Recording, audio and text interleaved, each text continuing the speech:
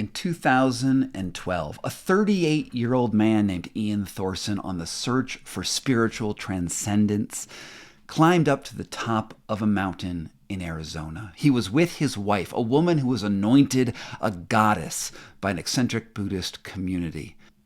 Their goal was nothing short of achieving the final state of spiritual perfection known as enlightenment. Now, most of us have the idea that enlightenment is a laudable goal to try to achieve. I mean, it seems so obvious. Nirvana, compassion, a true understanding of the reason why we're all here. It seems like something that, well, we should all try to attain. Unfortunately, in the case of Ian Thorson and so many other people that I have come across in my career living in India and as an investigative journalist, the search for enlightenment can also go terribly, terribly wrong. In Ian Thorson's case, his search for enlightenment ended up with him dehydrating in the Arizona desert until the only person who could possibly save him was his wife, who was wearing all white robes, an anointed goddess who could save him by just pressing a button on a spot locator beacon or phoning the sheriff to call a helicopter. And yet she had to make a decision whether her own journey towards enlightenment was worth forsaking in favor of her own journey towards spiritual perfection. Now, over the years, I have done a tremendous amount of investigation onto what happens when the search for spiritual transcendence goes wrong. For me, it started back in 2006 when I was leading this abroad program through North India with 12 wonderfully bright students under my direct care. And we're going to all of the holy sites through North India. We started at Nizamuddin in Delhi, traveled to the holy city of the dead of Varanasi, and ended up in Bodh Gaya, where we were going to take a 7-day silent meditation retreat in the Tibetan Buddhist tradition. On the 7th day of that silent meditation, my brightest student, this beautiful woman named Emily O'Connor, climbed up to the roof of the Root Institute in Bodh Gaya. After journaling and telling us exactly what was on her mind, she jumped off the roof to her death. It was my responsibility to bring her body back to the United States and coordinate with the police and understand exactly what was going through her mind when she took her own life. This instigating incident has really been at the center of all of the works that I have ever done. Because in those moments, those 3 days in 102-degree heat, as I was trying to preserve the flesh of her body, it opened me up to the material reality that all of us will one day die. All of us will go from being beautiful and engaging people to what is scarily little more than just meat in the control of other people. This initially led me to writing a book on organ trafficking called The Red Market. But the entire time that I was doing that, in that 6-year journey, I was also thinking, well, why did Emily O'Connor take her own life? I mean, in her journal, the last words were, "I am a bodhisattva," which means that I am something like a Tibetan Buddhist angel on the cusp of enlightenment. And I had to wonder, well, was she on the cusp of enlightenment? What is enlightenment anyway? I traveled across North India trying to answer those questions. I met with Tibetan Buddhist lamas and fakirs in the Islamic tradition. I met with Hindu holy men, asking them all the same question. Well, was she enlightened? Could you, through intensive silent meditation, get to a point where you knew the ultimate truth of all of reality? Well, most of those lamas that I spoke with said no, that enlightenment doesn't end in suicide. Enlightenment is a process of constant reimagining and recreating your own position in reality. It is a way to make yourself a better person. It is not a final step in which you must end yourself in death. That is madness. And yet, I was also seeing this same madness occur all across India. I wrote an article for Details magazine on something called India syndrome, when people go to India from a Western background and they suddenly come to believe that they are somehow perfect. They have somehow maybe embodied the true nature of Shiva. They have found enlightenment on a meditation retreat, and about 100 people a year were ending up in mental asylums in Delhi and in Mumbai. Other people were taking their own lives. And so I started collecting journals from people who had meditated and gotten into a very, very difficult position. Now, of course, meditation is not bad. I mean, meditation has these amazing benefits, and I'm not someone who's going out there trying to tell you that you should never pursue these traditions. I'm an avid meditator myself. But it's not just inherently good. There's also this other side to it. There's this side of potential madness. Just like if you were taking a psychedelic, many people take psychedelics and have these amazing, amazing experiences. Other people end up in the hospitals. Other people go crazy. I have one friend who jumped out of a window because he was on mushrooms, because he was telling himself, some people on mushrooms end up jumping out windows, and that idea just went cyclically in his head until he did jump out of a window. Luckily, he ended up ultimately being okay and survived to tell me the tale of that.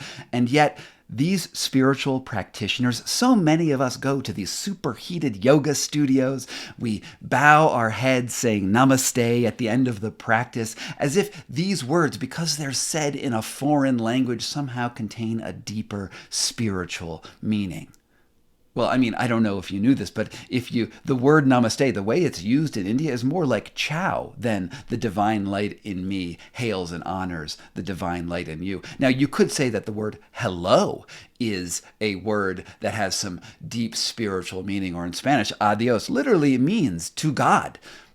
But that's not the way that we use it on a day-to-day basis. And yet, in the yoga studio, we clasp our hands, we bow our heads, and we say that this practice was so wonderful that the divine light in me does recognize and hail the divine light in you. And we think that these spiritual words somehow make us more spiritual.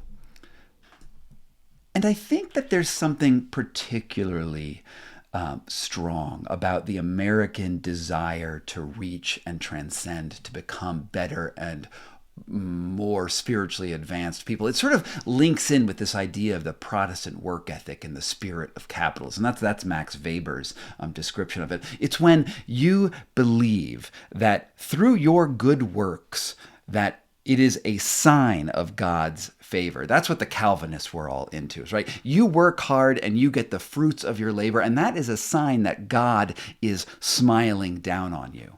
And while many of us don't particularly agree with the Christian tradition, when we look east, there are these meditative practices that they have. It's in the Yoga Sutras. It's this idea that you can achieve superpowers, which in Sanskrit are called siddhis. You can achieve superpowers such as levitating, such as telepathy, such as walking through walls, such as superheating your body in really cold environments. You can achieve these siddhis if only you dedicate yourself to the practice so much more. And in America, we also really, really like superheroes, right? We like Superman, we like Batman, although he, I guess, wasn't a real superhero. But we like these people who can achieve things through their works and through their innate specialness. And when that mixes with these esoteric Indian traditions, well, honestly, for some people, they become so fixated on this next moment that they go mad in that pursuit. I don't think many of them actually get superpowers. In fact, I don't think any of them have gotten superpowers. The transcendental meditators who have been studying levitation in Iowa for at least the last 50 years, the goal for them is to levitate, and yet all they can do is hop on their mat. Superpowers are not actually achievable, but the pursuit of superpowers can be maddening. All right, so all of this is a preface for me to tell you that I really, really want you to take a look at my brand new book, The Enlightenment Trap. Obsession, madness, and death on Diamond Mountain. These are the things that I have investigated and I've put my heart and soul into for years. It is the book that came before my New York Times bestseller, What Doesn't Kill Us. And then I have re-released it. I've put in new chapters. I have put in photos. I have really made the book the way that I always wanted it to be. It's got this awesome cover, and it's got a great, great audiobook. Now, I have just re-released it back in March, and I got a little sidetracked. I don't know if you've looked at other things that I've done, but I've got a little sidetracked with exposing some issues that I've seen in the Wim Hof method. And I maybe didn't give this book the full launch that it should have. So what I'm going to do is, for the remainder of this podcast, I'm going to play you the prologue of the Enlightenment Trap, because I want you to hear what it's really all about. And then I want you to go check it out on Audible or Apple or wherever it is that you get your podcasts. And I want you to download this book and listen to it because it really, really, well, it's one of the most important things that I've ever written. It is narrative nonfiction. It will drag you through the story, keeping you on the edge of your seats the entire time. So this, without further ado, this is the prologue to my book, The Enlightenment Trap. Here we go. Christy McNally's hair hung down in greasy, unwashed cords as she scanned the retreat valley with her tired brown eyes. The searing yellow flashlight beams hadn't cut across the tract for at least a week, but that didn't mean their pursuit was over. A month earlier, devotees had bowed at her feet and laid garlands of flowers on her throne. Now, guards patrolled the property line, wary of any attempt she might make to reassert control of her flock. Her white robes, long since soiled, were packed away in one of the watertight Rubbermaid tubs that they'd stashed beneath the cave they now occupied. There were still a few of their loyal Buddhist followers out there somewhere. She'd written a message to them in a bubbly, girlish scrawl. Her struggle had a place in the landscape's grand sweep of history. They'd been expelled from their own slice of Eden and hounded so that she and her husband, Ian Thorson, had, quote, started to feel this terrible sense of being hunted like a wild rabbit or perhaps an Apache of long ago. It was an apt metaphor. 150 years earlier, Indians armed with rifles and stolen ammunition squatted on a ridge not far from here. They watched the valley as Union soldiers refreshed their canteens at Bear Spring and waited for the perfect moment to strike. As the soldiers quenched their thirst, the reports of Apache rifles echoed off the canyon walls. 2 bullets found their marks. The privates bled out within minutes. Their blue uniforms turned purple, and the ground soaked up their blood as greedily as it did their spilled canteens. The lieutenant survived to record their passing and report to his commanding officer at Fort Bowie, whose low adobe walls stood only a quarter-mile away. The murders were just another step in the tit-for-tat violence that culminated in 75 years of barbarism known by the victors as the Indian Wars. Vestiges of that violence remained when McNally helped raise money to buy the valley in 2008 and rechristened it Diamond Mountain. Bear Spring silted over and stopped flowing only a few months after the Buddhists arrived. Some locals thought it was a sign. When they moved here, McNally and Thorson saw the cave as a spiritual refuge in the tradition of the great Himalayan masters. Their plan was as elegant as it was treacherous. They would occupy the cave until they achieved enlightenment. They didn't expect that they might die trying. Ian Thorson was thin now, too thin, really. The knife wounds in his sides and shoulders had healed cleanly, but now a fresh bruise swept across his forehead. He'd been delirious for some time, and in his frustration he'd smashed his head with a piece of hardened plastic. It wasn't his fault that the situation didn't make sense anymore. She worried about him hurting himself further. Then again, he was so close to greatness. McNally knew that when he looked up from the mattress they'd hauled up to their mountain cave, he wouldn't see the guileless face of the girl who grew up outside of Los Angeles, the product of an affair between her father and his secretary. Nor would he identify the outline of the woman with whom he'd helped build Diamond Mountain University into a major site for Tibetan Buddhist meditation. It was not the woman with whom he'd spent countless hours perfecting the intricate postures of couples yoga, where they would use each other's weight to push their bodies into impossible configurations. She certainly wasn't the ex-wife of his first guru and spiritual teacher, Geshe Michael Roach, who was still jealously stewing over their controversial split. No. When he gazed out of the dimming aperture of the cave, he would see an angel made of clear white light. Christy McNally was his lover and his lama, the enlightened being who had seen the nature of emptiness directly, who had married him and taken his tortured soul from a base understanding of the world to the cusp of his own transformation. She was also his only hope for making it out of here alive. Even if he could stand, the cave was barely tall enough for Thorson to be on his feet without craning his 6-foot frame.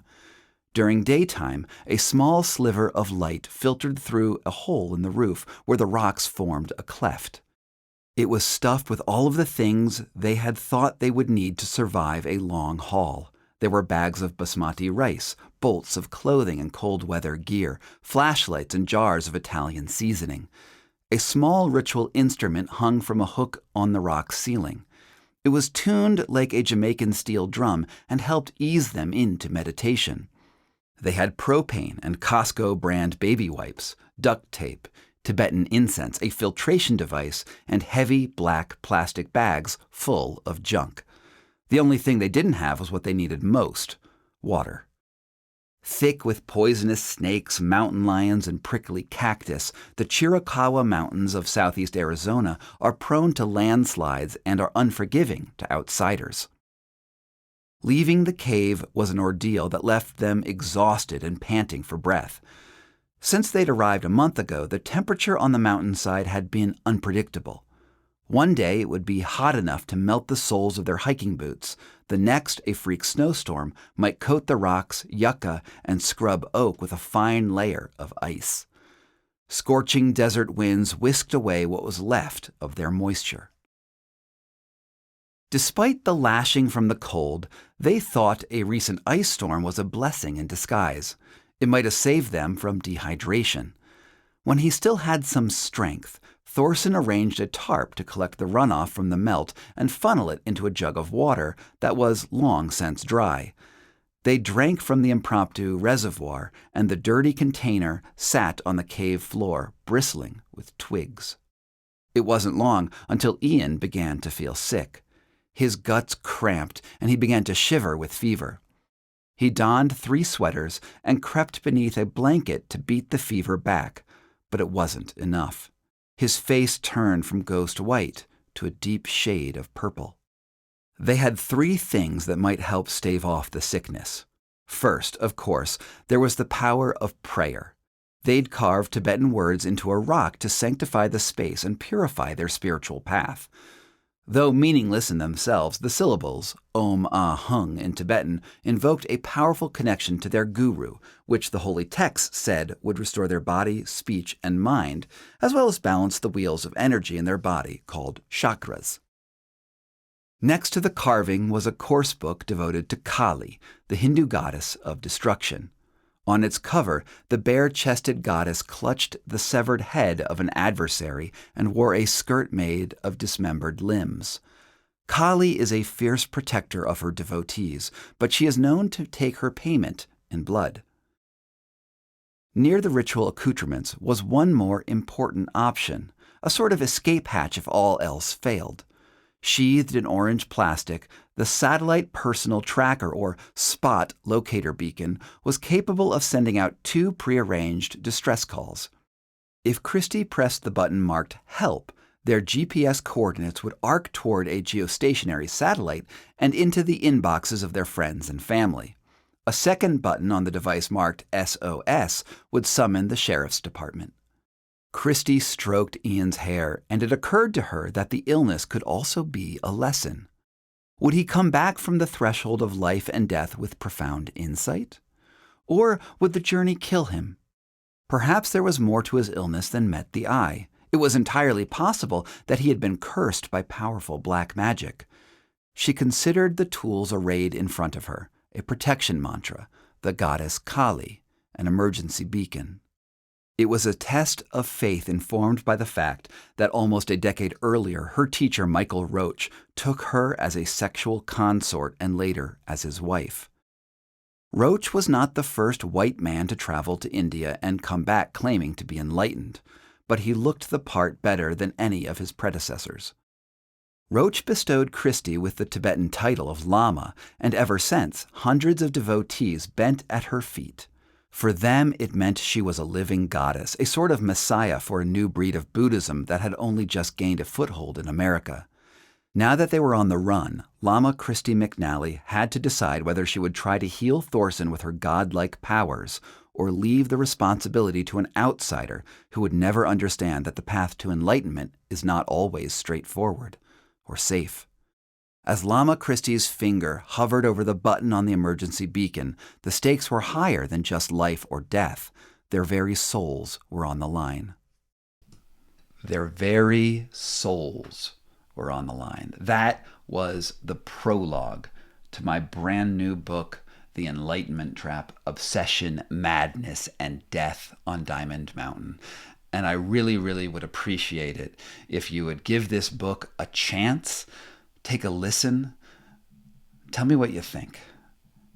I really do believe that this is one of the most important books that I have ever written. I know that some of you have read my book, What Doesn't Kill Us, where I go into the ice and learn to totally change the way my body works in extreme environments. Well, I wrote that book right after I had been in this investigation for years, and I was such a skeptic of Wim Hof because of this event. And if you want to know the truth, the reason why I am suddenly looking at Wim Hof again with new eyes is because I was rereading this audiobook and I was realizing that some of the madness that I had captured in the Enlightenment Trap is still going on in a way that I had not expected inside the Wim Hof method.